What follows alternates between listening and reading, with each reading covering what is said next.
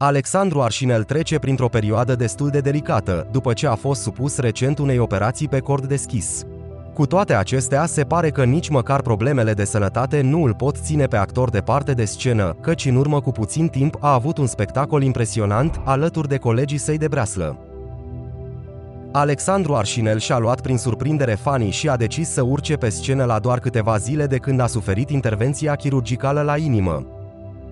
Actorul i-a emoționat puternic pe cei aflați în sală, după ce a susținut un spectacol în amintirea artiștilor care au plecat prea devreme dintre noi.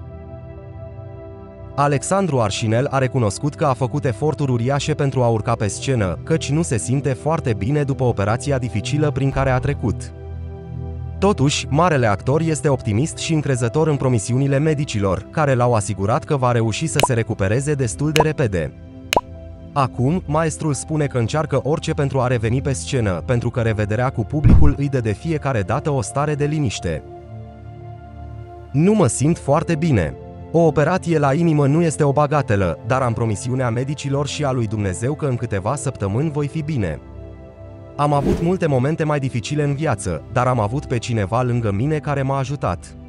Încerc toate formele pentru a reveni pe scenă și a mă întâlni cu publicul.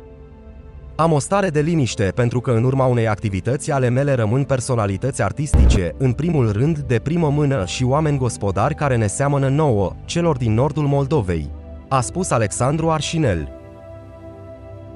Întrebat cum a găsit puterea de a trece peste toate greutățile apărute, Alexandru Arșinel a dezvăluit cu lacrimi în ochi că publicul lui, fanii, sunt cei care mereu l-au ajutat să treacă peste toate problemele.